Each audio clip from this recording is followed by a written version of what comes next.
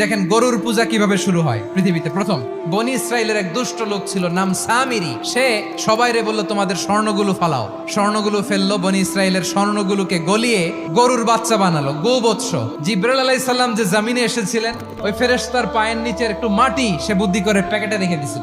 স্বর্ণ দিয়ে বানানো গোবৎস গরুর বাচ্চার গায়ে যখন সেই মাটি ছুঁড়ে দেয়া হলো, এখন বাছুরের ভেতর থেকে ভ্যাঁ ভ্যাঁ আওয়াজ আসতেছে। কি আসতেছে?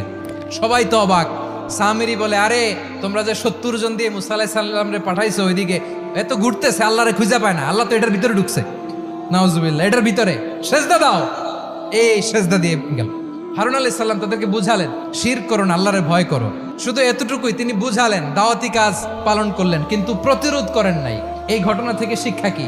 শিক্ষা হচ্ছে, আপনি শিরকের আড্ডাখানা দেখলেও বৃহৎ স্বার্থে তাওহীদের দাওয়াত দিবেন, প্রয়োজনে আপনি ঐক্য নষ্ট করবেন না। সুবহানাল্লাহ পড়বেন না?